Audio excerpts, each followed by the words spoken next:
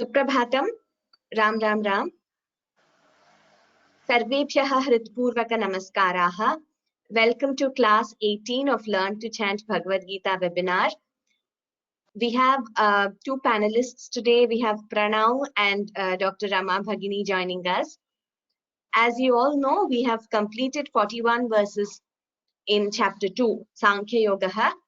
Let us target to complete 50, learning plus 50 verses of chapter 2 today.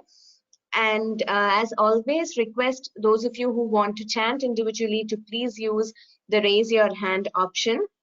And depending on the time available, y'all can chant after we finish learning the new verses.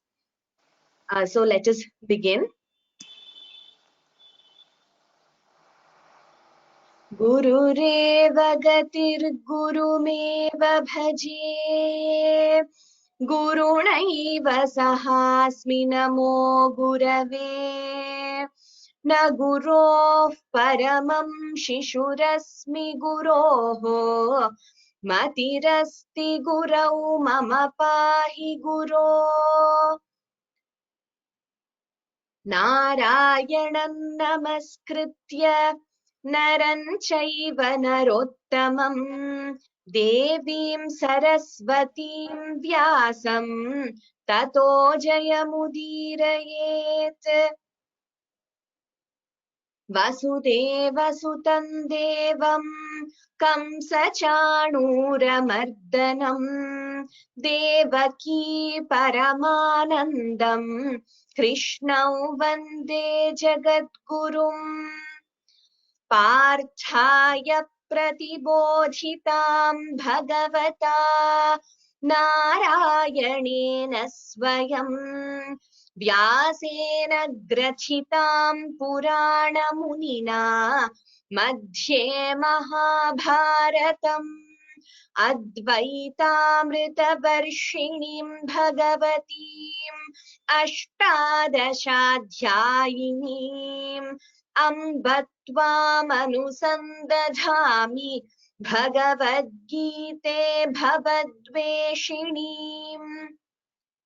मूकं करोति वाचालं पङ्गुल्लङ्घयते गिरिं यत्कृपातमहं वन्दे परमानन्दमाधवम् यं ब्रह्मा वरुणेन्द्ररुद्रमरुतः स्तुन्वन्ति दिव्यैस्तवैः वेदैः साङ्गपदक्रमोपनिषदैः गायन्ति यं सामगाः ध्यानावस्थिततद्गतेन मनसा पश्यन्ति यं योगिनः यस्यान्तन्न विदुः सुरासुरगणाः देवाय तस्मै नमः।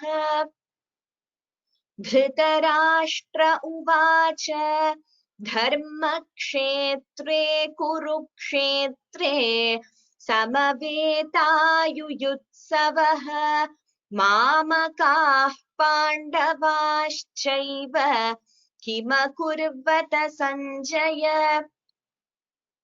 ॐ श्री परमात्मने नमः।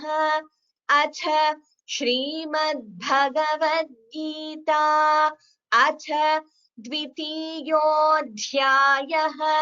सांख्ययोगः। सञ्जय उवाच तन्तथा कृपयाविष्टम् अश्रुपूर्णाकुलेक्षणम् विषीदन्तमिदं वाक्यम् उवाच मधुसूदनः। श्रीभगवानुवाच कुतस्त्वाकश्मलमिदं विषमे समुपस्थितम् अनार्यजुष्टमस्वर्ग्यम् अकीर्तिकरमर्जुन। क्लैब्यं मास्मगमः पार्थ नैतत्त्वय्युपपद्यते क्षुद्रं हृदय दौर्बल्यं त्यक्त्वा त्वोत्तिष्ठ परन्तप। अर्जुन उवाच कथं भीष्ममहं सङ्ख्ये द्रोणं च मधुसूदन इषुभिः प्रतियोत्स्यामि पूजार्हावरिसूदन। गुरून् हत्वा हि महानुभावान् श्रेयो भोक्तुम् भैक्ष्यमपीह लोके। हत्वार्थकामांस्तु गुरूनिहैव भुञ्जीय भोगान् रुधिरप्रदिग्धान्। न चैतद्विद्मः कतरन्नो गरीयः यद्वा जयेम यदि वा नो जयेयुः। यानेव हत्वा न जिजीविषामः तेव स्थिताः प्रमुखे धार्तराष्ट्राः। कार्पण्यदोषोपहतः स्वभावः पृच्छामि त्वां धर्मसम्मूढचेताः। यच्छ्रेयस्यान्निश्चितं ब्रूहि तन्मे शिष्यस्तेऽहं शाधि मां त्वां प्रपन्नम्। न हि प्रपश्यामि ममापनुद्याद् यच्छोकमुच्छोषणमिन्द्रियाणाम् अवाप्य भूमावसपत्नमृद्धम् राज्यं सुराणामपि चाधिपत्यम्।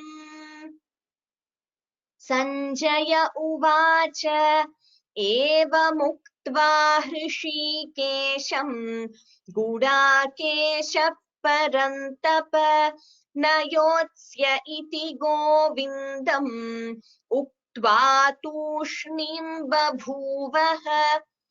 तमुवाच हृषीकेशः प्रहसन्निव भारत सेनयोरुभयोर्मध्ये विषीदन्तमिदं वचः।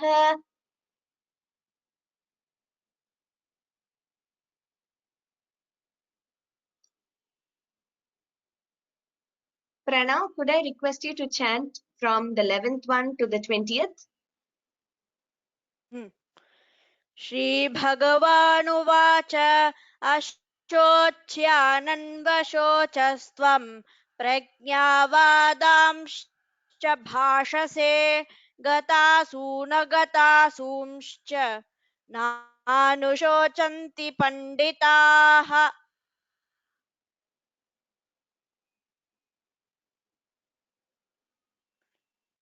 न त्वेवाहं जातु नासं न त्वन्नेमे जनाधिपाः न चैव न भविष्यामः सर्वे वयमतः परम्। देहिनोऽस्मिन् यथा देहे कौमारं यौवनं जरा तथा देहान्तरप्राप्तिः धीरस्तत्र न मुह्यति। मात्रा स्पर्शास्तु कौन्तेय शीतोष्णसुखदुःखदाः आगमापायिनो नित्याः तां स्थितिक्षस्व भारत। यं हि न व्यथयन्त्येते पुरुषं पुरुषर्षभ समदुःखसुखं धीरं सोऽमृतत्वाय कल्पते।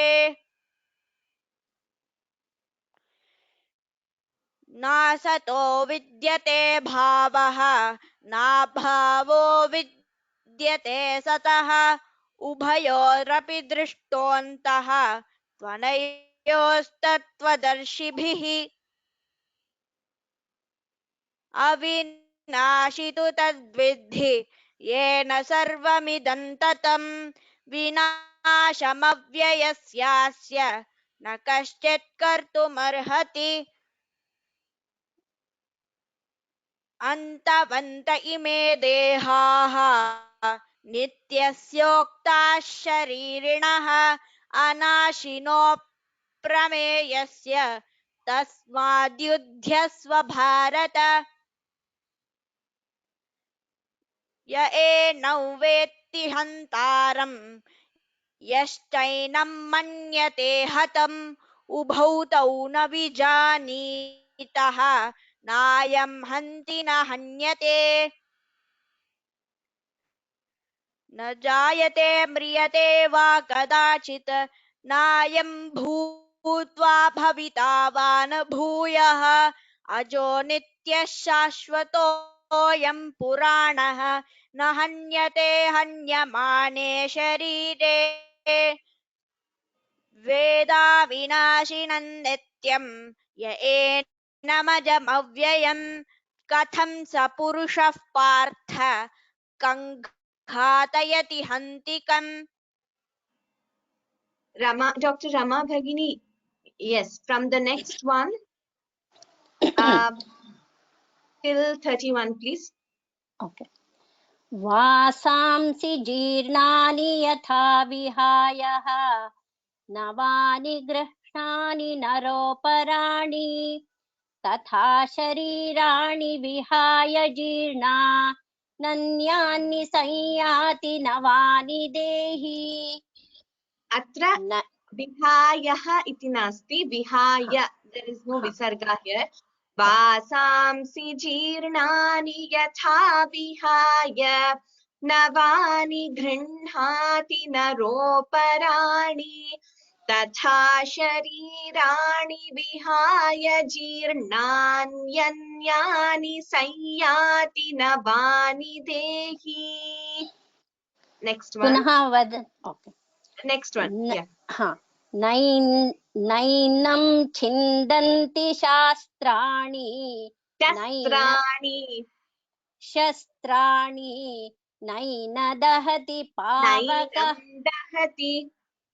नैनं दहति पावकः न चैनं क्लेदयन्त्यापः न शोषयति मारुतः अच्छेद्योऽयमदाह्योऽयम्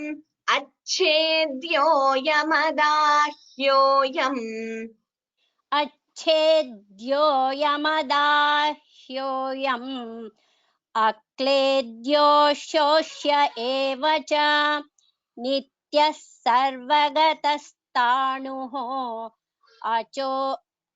अचलोऽयं सनातनः अचलोऽयं सनातनः अव्यक्तोऽयमचिन्त्योऽयम् अविकार्ययमुच्यते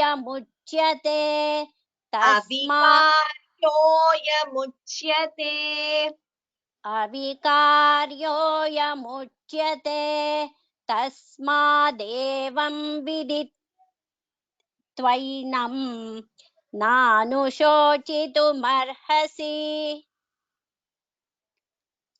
अथ चैनं नित्यजातं नित्यं वा मन्यसे मृतं तथापि त्वं महाबाहो नैवं शोचितुमर्हसि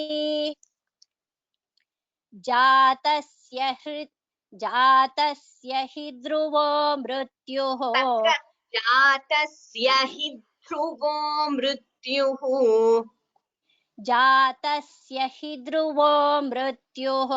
Here there is a dvitva, a slight stress before the.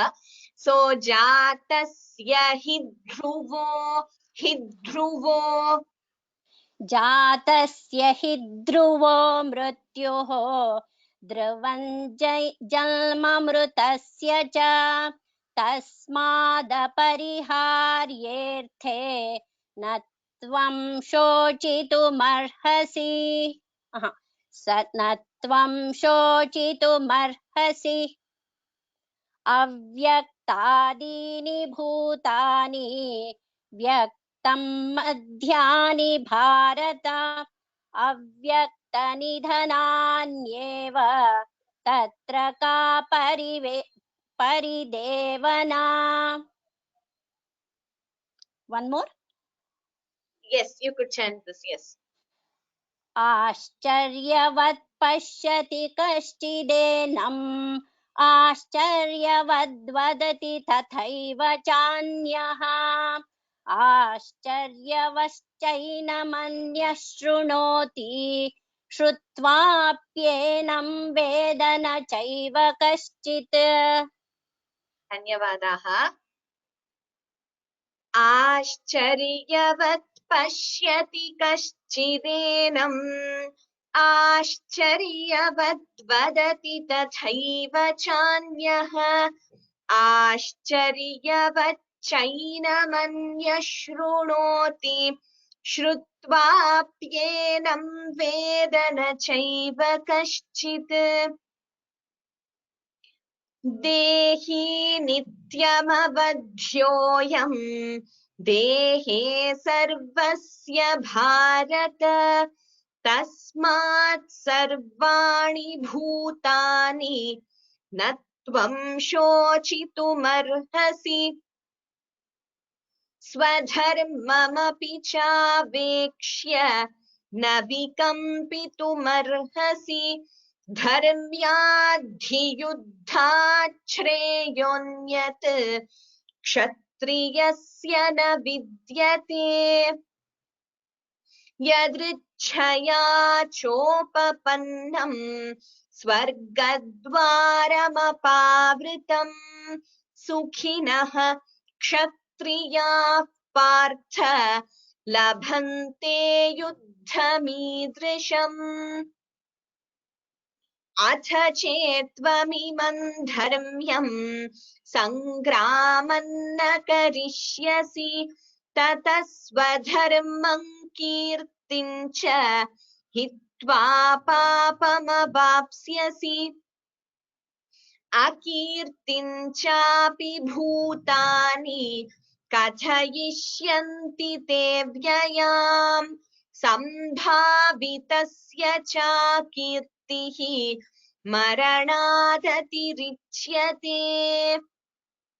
भयाद्रणादुपरतं मंस्यन्ते त्वां महारथाः येषाञ्च त्वं बहुमतः भूत्वा यास्यसि लाघवम्. अवाच्यवादांश्च बहून् वदिष्यन्ति तवाहिताः निन्दन्तस्तव सामर्थ्यं ततो दुःखतरं नु किम्. हतो वा प्राप्स्यसि स्वर्गं जित्वा वा भोक्ष्यसे महीम्. तस्मादुत्तिष्ठ कौन्तेय युद्धाय कृतनिश्चयः. सुखदुःखे समे कृत्वा लाभालाभौ जयाजयौ ततो युद्धाय युज्यस्व नैवं पापमवाप्स्यसि. एषा ते भिहिता सांख्ये बुद्धिर्योगे त्विमां शृणु. बुद्ध्या युक्तो यया पार्थ कर्मबन्धं प्रहास्यसि. नेहाभिक्रमनाशोऽस्ति प्रत्यवायो न विद्यते.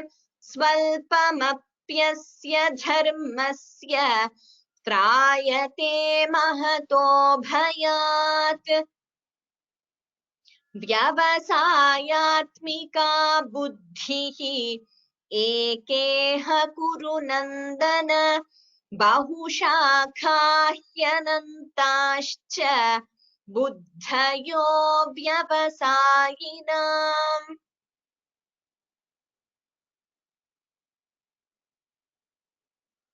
प्रणव, यामिमां पुष्पितां वाचम् यामिमां पुष्पितां वाचं यामिमां पुष्पितां वाचं प्रवदन्त्यविपश्चितः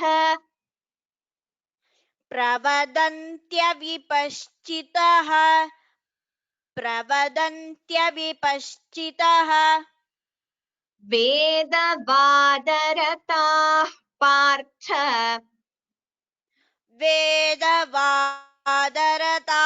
पार्थ वेदवादरताः पार्थ नान्यदस्तीति वादिनः नान्यदस्तीति वादिनः नान्यदस्तीति वादिनः यामिमां पुष्पितां वाचम् प्रवदन्त्यविपश्चितः यामिमां पुष्पिता वाचं प्रवदन्त्यविपश्चितः यामिमां पुष्पिता वाचं प्रवदन्त्यविपश्चितः वेदवादरताः पार्थ नान्यदस्तीति वादिनः वेदवादरताः पार्थ नान्यदस्तीति वादिनः वेदवादरताः पार्थ नान्यदस्तीति वादिनः यामिमां पुष्पितां वाचम् प्रवदन्त्यविपश्चितः वेदवादरताः पार्थ नान्यदस्तीति वादिनः यामिमां पुष्पितां वाचं प्रवदन्त्यविपश्चितः वेदवादरताः पार्थ नान्यदस्तीति वादिनः यामिमां पुष्पितां वाचं प्रवदन्त्यविपश्चितः वेदवादरताः पार्थ नान्यदस्तीति वादिनः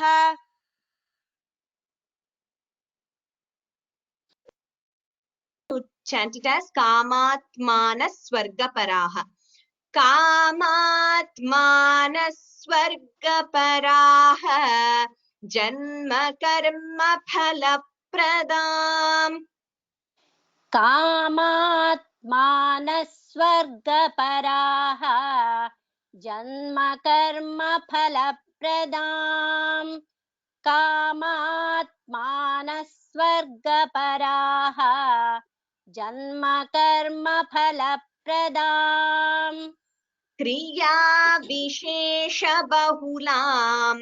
भोगैश्वर्यगतिं प्रति क्रिया विशेषबहुलां भोगैश्वर्यगतिं प्रति क्रिया विशेषबहुलां भोगैश्वर्यगतिं प्रति कामात्मानस्वर्गपराः जन्म कर्म फलप्रदाम् क्रिया विशेषबहुलां भोगैश्वर्यगतिं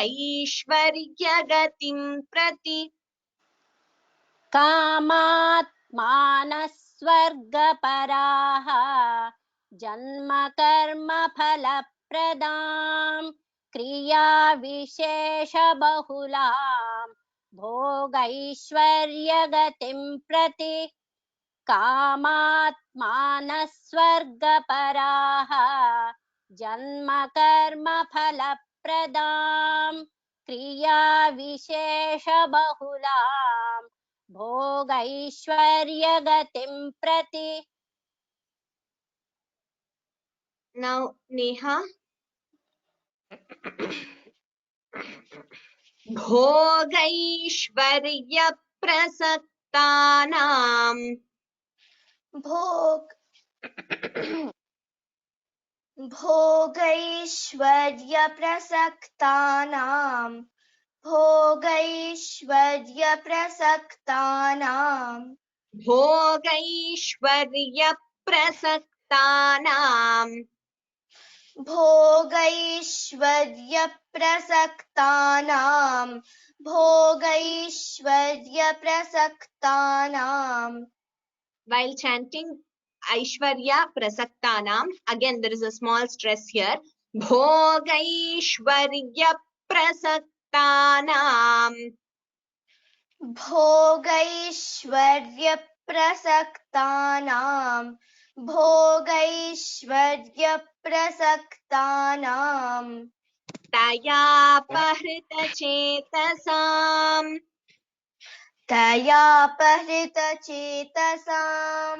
तयापहृतचेतसां व्यवसायात्मिका बुद्धिः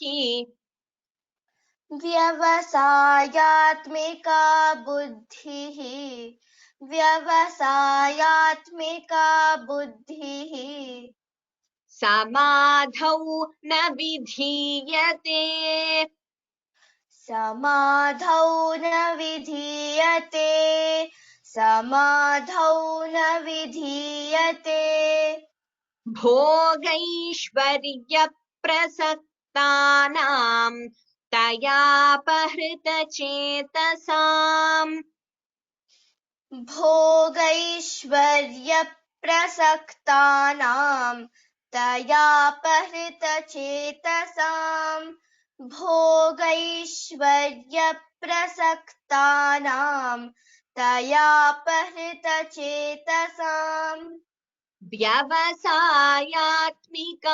बुद्धिः समाधौ न विधीयते व्यवसायात्मिका बुद्धिः समाधौ न विधीयते व्यवसायात्मिका बुद्धिः समाधौ न विधीयते भोगैश्वर्यप्रसक्तानां तयापहृतचेतसाम् व्यवसायात्मिका बुद्धिः समाधौ न विधीयते भोगैश्वर्यप्रसक्तानां तयापहृतचेतसां व्यवसायात्मिका बुद्धिः समाधौ न विधीयते भोगैश्वर्यप्रसक्तानां तयापहृतचेतसां व्यवसायात्मिका बुद्धिः समाधौ न विधीयते.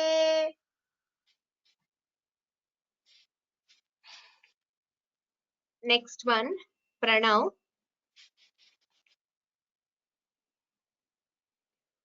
त्रैगुण्यविषया वेदाः त्रैगुण्यविषया वेदाः त्रैगुण्यविषया वेदाः निस्त्रैगुण्यो भवार्जुन निस्त्रैगुण्यो भवार्जुन निस्त्रैगुण्यो भवार्जुन निर्द्वन्द्वो नित्यसत्त्वस्थः निर्द्वन्द्वो नित्यसत्त्वस्थः निर्द्वन्द्वो नित्यसत्त्वस्थः निर्योगक्षेम आत्मवान् निर्योगक्षेम आत्मवान् निर्योगक्षेम आत्मवान्. Pranav, I don't know why your voice is breaking, and also we have received 2 questions similarly that we are not able to hear you continuously. It's like there's cut, and then we are hearing you. So I don't know what the issue is, whether it is the headphones or net connection, but just I thought I'll let you know if there's something you can set right, you can do it. Otherwise, maybe you could check after the class. Yeah, thank you. त्रैगुण्य विषया वेदाः निस्त्रैगुण्यो भवार्जुन त्रैगुण्यविषया वेदाः निस्त्रैगुण्यो भवार्जुन त्रैगुण्यविषया वेदाः निस्त्रैगुण्यो भवार्जुन निर्द्वन्द्वो नित्यसत्त्वस्थः निर्योगक्षेम आत्मवान् निर्द्वन्द्वो नित्यसत्त्वस्थः निर्योगक्षेम आत्मवान् निर्द्वन्द्वो नित्यसत्त्वस्थः निर्योगक्षेम आत्मवान् त्रैगुण्यविषया वेदाः निस्त्रैगुण्यो भवार्जुन निर्द्वन्द्वो नित्यसत्त्वस्थः निर्योगक्षेम आत्मवान् त्रैगुण्यविषया वेदाः निस्त्रैगुण्यो भवार्जुन निर्द्वन्द्वो नित्यसत्त्वस्थः निर्योगक्षेम आत्मवान् त्रैगुण्यविषया वेदाः निस्त्रैगुण्यो भवार्जुन निर्द्वन्द्वो नित्यसत्त्वस्थः निर्योगक्षेम आत्मवान्. Thank you. Maybe you can check now. Try disconnecting and connecting, because there is a lot of lag and we are not able to hear the entire words. So it's like we are losing your voice in between. Okay, thank you. Next is Rama Bhagini. Next one.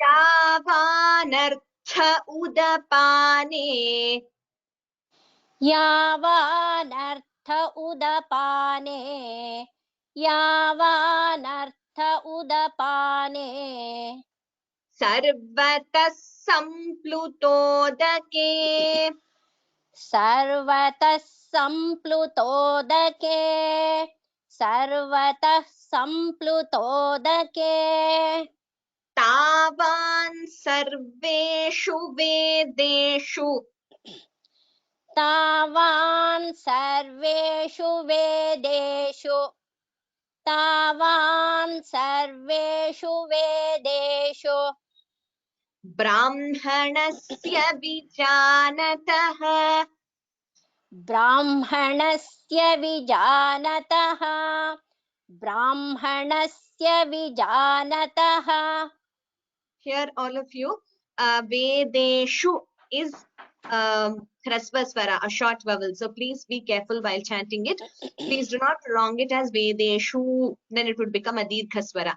Again, yavanartha udapane sarvatah samplutodake यावानर्थ उदपाने सर्वतः सम्प्लुतोदके यावानर्थ उदपाने सर्वतः सम्प्लुतोदके तावान् सर्वेषु वेदेषु ब्राह्मणस्य विजानतः तावान् सर्वेषु वेदेषु ब्राह्मणस्य विजानतः तावान् सर्वेषु वेदेषु ब्राह्मणस्य विजानतः.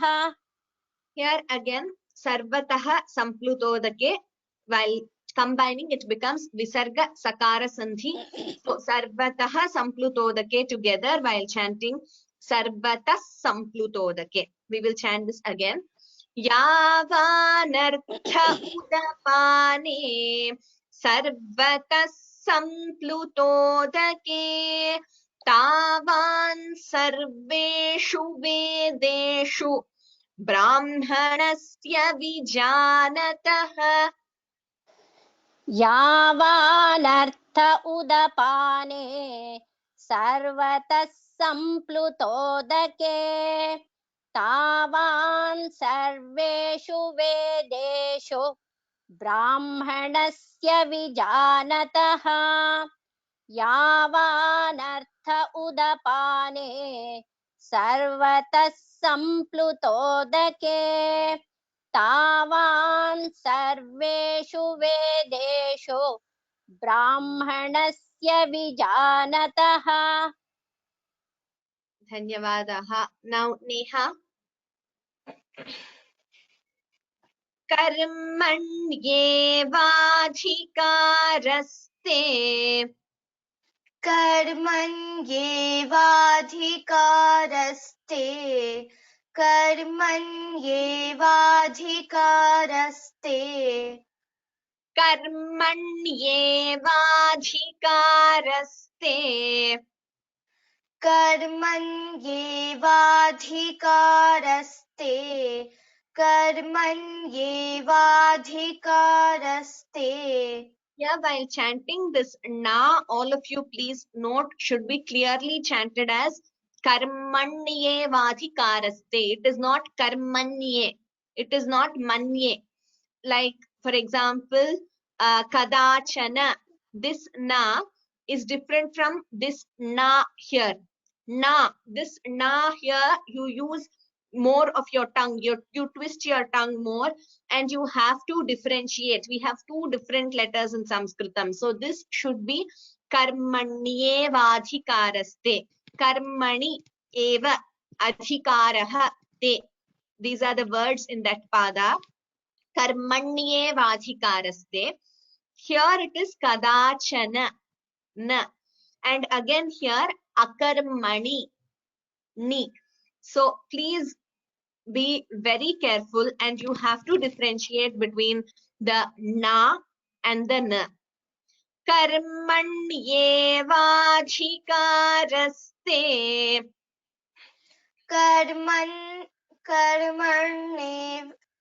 कर्मण्येवाधिकारस्ते कर्मण्येवाधिकारस्ते. मा फलेषु कदाचन. मा फलेषु कदाचन मा फलेषु कदाचन. मा कर्मफलहेतुर्भूः. मा कर्मफलहेतुर्भूः. मा कर्मफलहेतुर्भूः. मा ते सङ्गोऽस्त्वकर्मणि. मा ते सङ्गोऽस्त्वकर्मणि. मा ते सङ्गोऽस्त्वकर्मणि. कर्मण्येवाधिकारस्ते मा फलेषु कदाचन. कर्मण्येवाधिकारस्ते मा फलेषु कदाचन. कर्मण्येवाधिकारस्ते मा फलेषु कदाचन. मा कर्मफलहेतुर्भूः. मा ते सङ्गोऽस्त्वकर्मणि. मा कर्मफलहेतुर्भूः. मा ते सङ्गोऽस्त्वकर्मणि. मा कर्म फल हेतुर्भूः मा ते संगोऽस्त्व कर्मणि. Yeah, so this verse, all of you, it is a very important verse. Again, one of the verses which has the essence of karma yoga, that is the yoga of action. So here Krishna says, karmani eva adhikarah te. Te adhikarah karmani eva. Te means your. Adhikarah, your right. What is your right? Karmani eva. Your right is only towards your action. Karma is action, your duty. Here it refers to all the duties which one has to do according to one's dharma. So karmani eva adhikaraha. Your duty, your right is only towards your duty or your action. Ma phaleshu kadachana. It is not towards the fruit, which means you do not have a right to the fruit. You only have a right towards doing your duty. Ma karma phala hetur bhuhu ma te sangostu akarmani.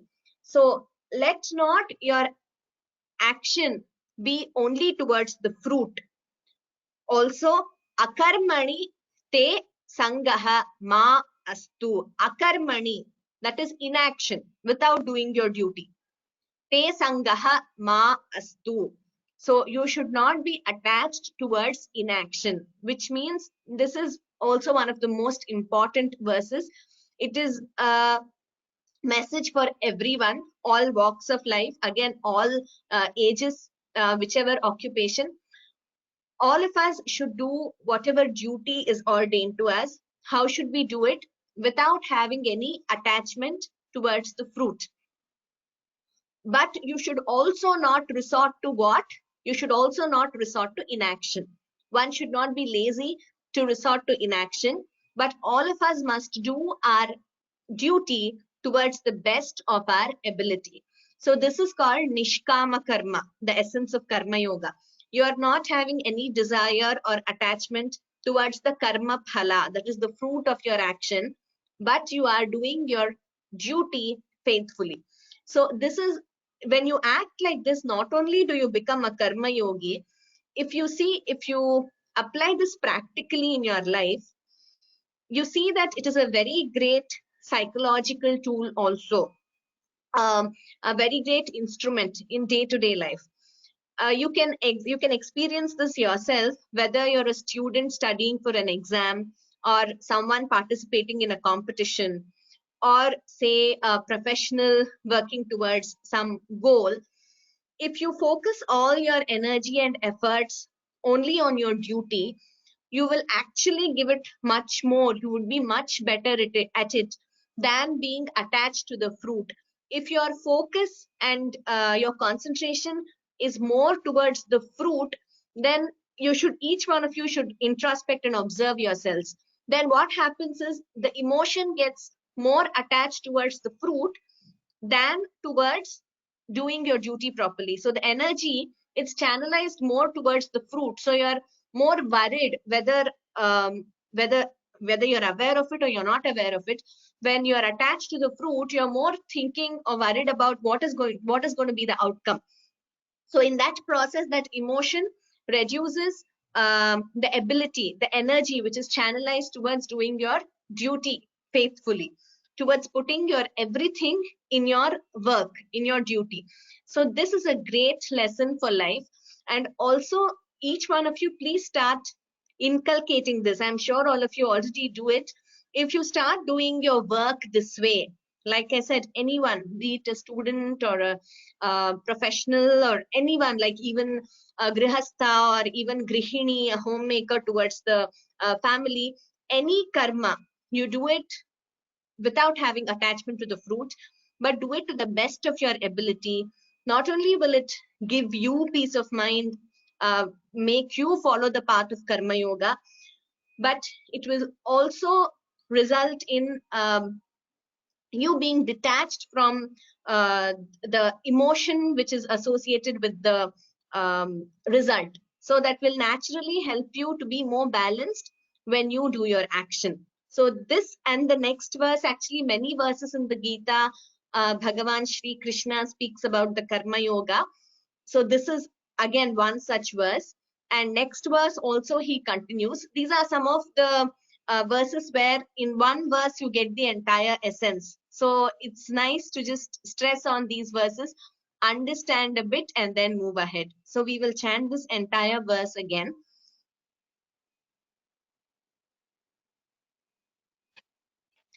कर्मण्येवाधिकारस्ते मा फलेषु कदाचन मा कर्मफलहेतुर्भूः मा ते सङ्गोऽस्त्वकर्मणि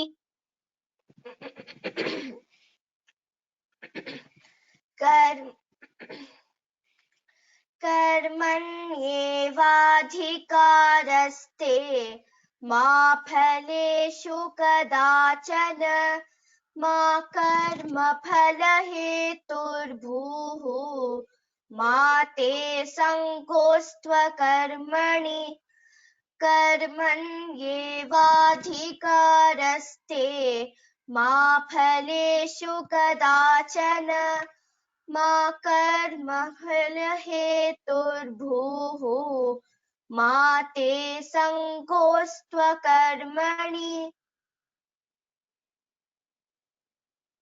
Pranav, it says self-muted. Yes, Pranav, you could chant this verse and then we will move to the next verse. Please chant this verse once. कर्मण्येवाधिकारस्ते मा फलेषु कदाचन मा कर्मफलहेतुर्भूः मा ते सङ्गोऽस्त्वकर्मणि. योगस्थः कुरु कर्माणि योगस्थः कुरु कर्माणि योगस्थः कुरु कर्माणि सङ्गं त्यक्त्वा धनञ्जय सङ्गं त्यक्त्वा धनञ्जय सङ्गं त्यक्त्वा धनञ्जय सिद्ध्य सिद्ध्यो समो भूत्वा सिद्ध्य सिद्ध्यो समो भूत्वा सिद्ध्य सिद्ध्यो समो भूत्वा समत्वं योग उच्यते समत्वं योग उच्यते समत्वं योग उच्यते. Pranav, we still have a lot of lag and a lot of pauses in between. So I don't know why that's happening. Anyway, we will chant this verse again. Here, all of you, yoga sthaha kuru karmani. While chanting together, yoga sthah kuru karmani. Yoga sthah kuru.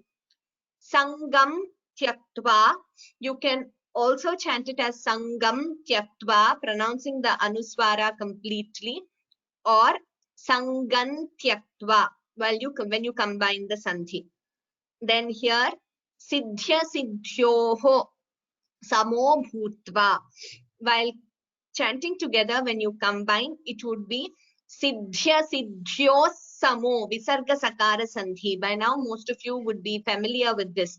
Siddhya Siddhyo Samo Bhutva Samatvam Yoga Uchyate. Again here, it is perfect to chant it as Samatvam Yoga Uchyate also, or Samatvai Yoga Uchyate. Both are right. So while chanting Sanskritam shlokas, you have these options. Chanting Vedas, etc. might have different rules, very strict rules to be followed. But while chanting a shloka, it is perfect to chant it as Samatvam Yoga Uchyate also, or you can also chant it as Samatvai Yoga Uchyate. So please keep this in mind because we get these questions many times. So you should know which are the acceptable variations. It is right to combine the sandhi or to even split, but whichever way you're doing, you should do it correctly. We will chant it again. Yogastha Kuru Karmani Sangam Tyaktva Dhananjaya. योगस्थः कुरु कर्माणि सङ्गं त्यक्त्वा धनञ्जय योगस्थः कुरु कर्माणि सङ्गं त्यक्त्वा धनञ्जय सिद्ध्य सिद्ध्यो समो भूत्वा समत्वं योग उच्यते सिद्ध्य सिद्ध्यो समो भूत्वा समत्वं योग उच्यते सिद्ध्य सिद्ध्यो समो भूत्वा समत्वं योग उच्यते. Dhanyavadaha. Pranav, I'm sorry we are having a lot of disturbance there, so I will request Rama Bhagini also to repeat this verse. If you could unmute yourself, Rama Bhagini. It says self-muted. Rama Bhagini, request you to unmute. Yes.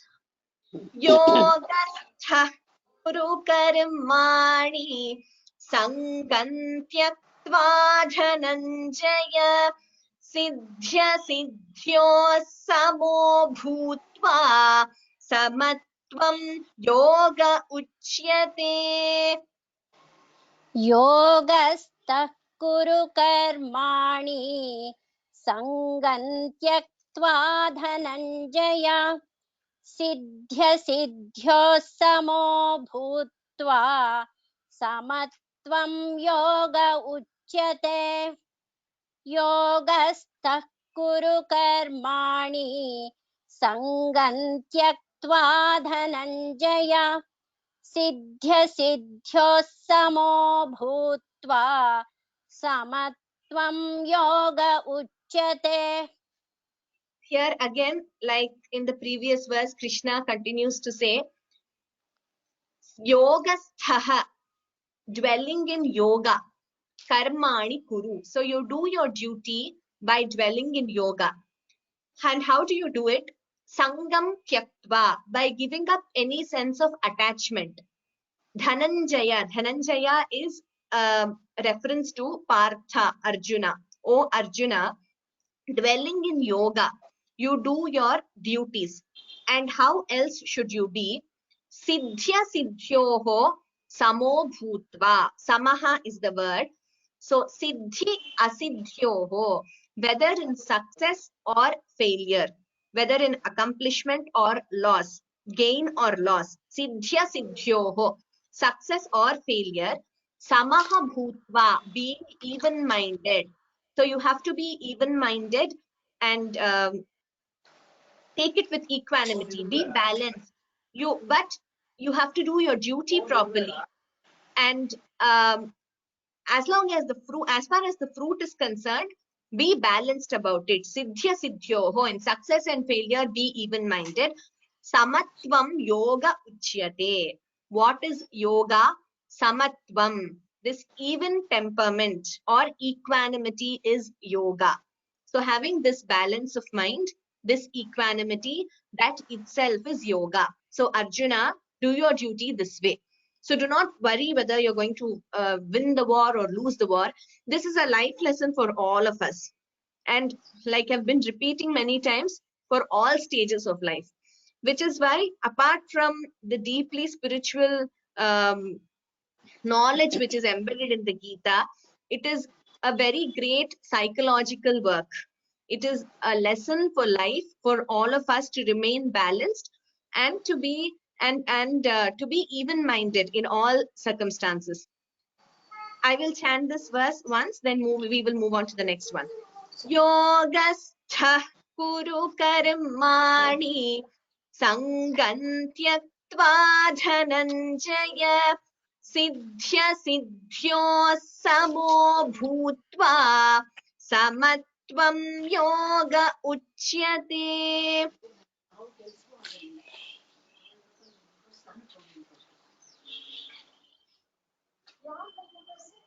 Next one, Rama Bhagini. दूरेण ह्यवरं कर्म दूरेण ह्यवरं कर्म दूरेण ह्यवरं कर्म बुद्धियोगात् धनञ्जय. बुद्धियोगात् धनञ्जय बुद्धियोगात् धनञ्जय बुद्धौ शरणमन्विच्छ.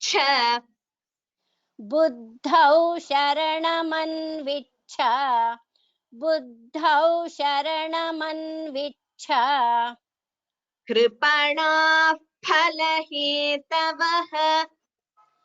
कृपणाः फलहेतवः कृपणाः फलहेतवः दूरेण ह्यवरं कर्म बुद्धियोगात् धनञ्जय. दूरेण ह्यवरं कर्म बुद्धियोगात् धनञ्जय दूरेण ह्यवरं कर्म बुद्धियोगात् धनञ्जय बुद्धौ शरणमन्विच्छ. कृपणाः फलहेतवः. बुद्धौ शरणमन्विच्छ कृपणाः फलहेतवः बुद्धौ शरणमन्विच्छ कृपणाः फलहेतवः Here again, all of you, karma, dhananjaya, anvichha, all these are hrasvas, hrasvasvaraha, that is short vowels. So please carefully chant it as short vowels. Durena hyavarang karma buddhiyogaad dhananjaya buddhau sharamanvichha कृपणाः फलहेतवः. दूरेण ह्यवरं कर्म बुद्धियोगात् धनञ्जय बुद्धौ शरणमन्विच्छ कृपणाः फलहेतवः दूरेण ह्यवरं कर्म बुद्धियोगात् धनञ्जय बुद्धौ शरणमन्विच्छ कृपणाः फलहेतवः उत्तमम्. Next was Neha.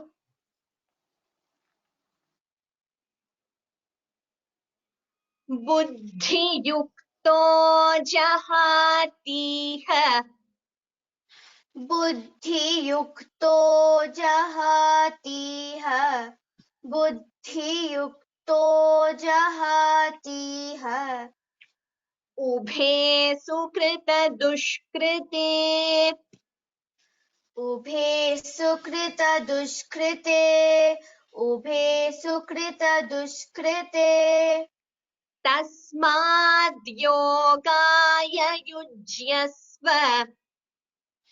तस्माद् योगाय युज्यस्व तस्माद् योगाय युज्यस्व तस्माद् योगाय युज्यस्व. तस्माद् योगाय युज्यस्व तस्माद् योगाय युज्यस्व योगः कर्मसु कौशलम्. योगः कर्मसु कौशलम् योगः कर्मसु कौशलम् So here you all will be familiar by now. Visarga followed by a ka or a kha. Yoga karmasu. yoga karmasu. So you don't chant the visarga completely. We will chant the entire verse. Buddhi yukto jahatiha ubhe sukrita dushkrite. बुद्धियुक्तो जहातीह उभे सुकृतदुष्कृते बुद्धियुक्तो जहातीह उभे सुकृतदुष्कृते तस्माद् योगाय युज्यस्व योगः कर्मसु कौशलम्. तस्माद् योगाय युज्यस्व योगः कर्मसु कौशलम् तस्माद् योगाय युज्यस्व योगः कर्मसु कौशलम्. Here again, jahatiha, yujyasva. They are hrasvas. They are the short vowels. So please chant accordingly. Buddhi yukto jahatiha ubhe sukrita dushkrite tasmad yogaya yujyasva yoga karmasu kaushalam. बुद्धियुक्तो जहातीह उभे सुकृतदुष्कृते तस्माद् योगाय युज्यस्व योगः कर्मसु कौशलम्. बुद्धियुक्तो जहातीह उभे सुकृतदुष्कृते तस्माद् योगाय युज्यस्व योगः कर्मसु कौशलम्. Dhanyavadaha Neha. We have completed 50 verses of the second chapter. Like I said, the second chapter is a big chapter, is one of the bigger ones. So we have to target completing more verses, at least 9 to 10 to be able to complete in good time. So if those who, wanted to chant this class, we will definitely hear you in the next class. Let me take the questions now. The first few are about, yes, we will see to it. Pranav will check what the issue is. I'm sure it's something which can be rectified. Pranav, some of them have said that they are hearing the chanting little slower. There is a lag and all that. So please check that from your end. If there is still a problem, maybe we can check with webinar, the software providers, if there is any issue. Okay, slow internet speed is what Anita Bhagini says. I don't know what the issue is. Harish Bakshi Mahodaya, the way we pronounce dukkha is like any other visarga followed by a ka or a kha. It is dukkha. Dukkha. Ha is chanted not completely. It is not dukkha. I see that you have written du and k and kha, but it is not dukkha. It is dukkha. The ha, the visarga should be heard, and it is heard as half ha. It is not heard as ka. There is no ka in between. It is dukkham. So I hope that is clear. Where do we find the rules for chanting?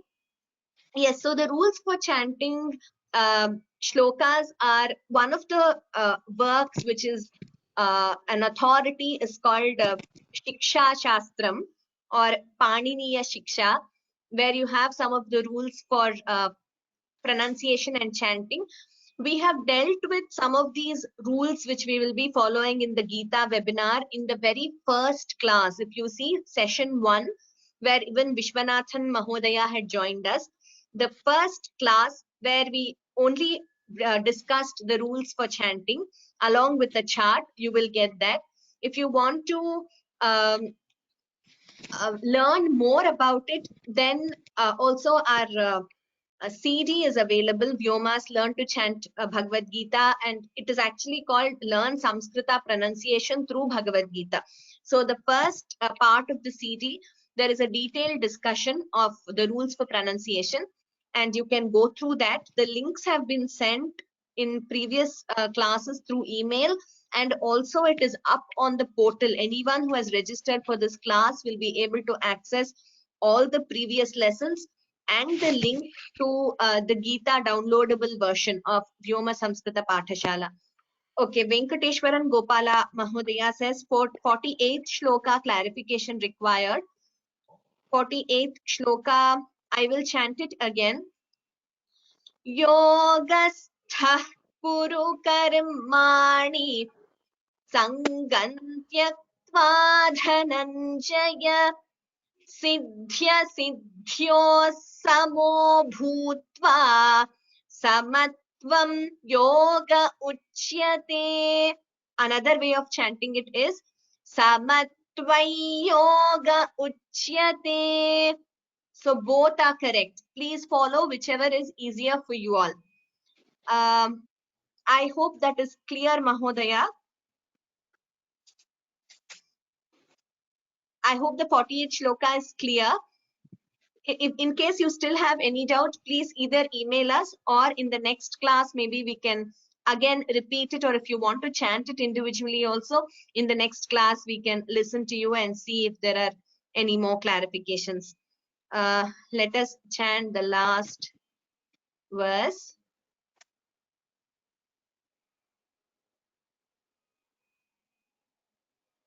Yatra Yogeshwarah Krishnah Yatra Partho Dhanurdharah Tatra Shrir Vijayo Bhutihi Dhruvani Tirmatirmama Sarve Bhavantu Sukhinah Sarve Santu Niramayaha Sarve Bhadrani Pashyantu Ma Kaschid Dukkha Bhag Bhavet. Om Shanti Shanti Shanti. Dhanyavadaha. We will meet next Saturday at the same time. Thank you to our panelists also for today for joining us. Ram Ram Ram. Dhanyavadaha. Punar Milamaha.